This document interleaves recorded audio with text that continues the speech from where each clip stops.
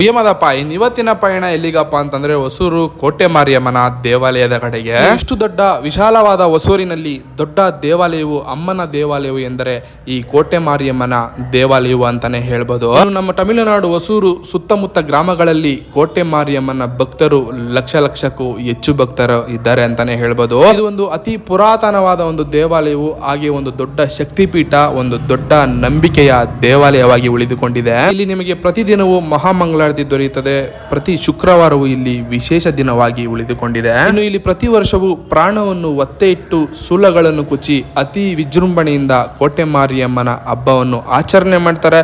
ನೋಡಲು 4 ಕಣ್ಗಳು ಸಹ ಸಾಲದು ಅಂತಾನೆ ಹೇಳ್ಬೋದು. ಇನ್ನು ಇಲ್ಲಿ ಪ್ರತಿದಿನವೂ ಹರಕೆ ಕೊಟ್ಟೋಗುವ ಭಕ್ತರ ಸಂಖ್ಯೆ ಹೆಚ್ಚಾಗಿ ಇರುತ್ತೆ. ಇನ್ನು ನಮ್ಮ ವಿಶಾಲವಾದ ಹೊಸೂರಿನಲ್ಲಿ ರಾಮನಗರ ಎಂಬ ಒಂದು ಬೀದಿಯಲ್ಲಿ ಈ ದೇವಾಲಯವು ನೆಲೆಗೊಂಡಿದೆ. ಇನ್ನು ಹೊಸೂರು ರಾಮನಗರ ಬೀದಿಯಲ್ಲಿ ನೆಲೆಗೊಂಡಿರುವ ಕೋಟೆ ಮಾರಿಯಮ್ಮನ ದರ್ಶನ ನೀವು ಯಾರಾದರೂ ಮಾಡಲಿಲ್ಲ ಅಂದ್ರೆ ತಪ್ಪದೆ ಒಂದು ಬಾರಿ ವಿಸಿಟ್ ಅನ್ನ ಮಾಡಿ.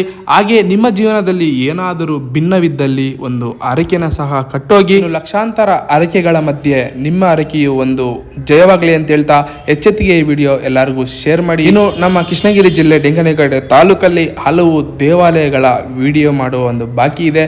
ಆ ಫಾಲೋ ಮಾಡಿಕೊಂಡು ನೀವು ಪ್ರತಿಯೊಬ್ಬರು ಸಪೋರ್ಟ್ ಮಾಡಬೇಕು ಅಂತ ಹೇಳ್ತಾ ವಿಡಿಯೋ ಮುಗಿಸ್ತಾ ಇದ್ದೀನಿ. ಟಾಟಾ, ಬೈ ಬಾಯ್.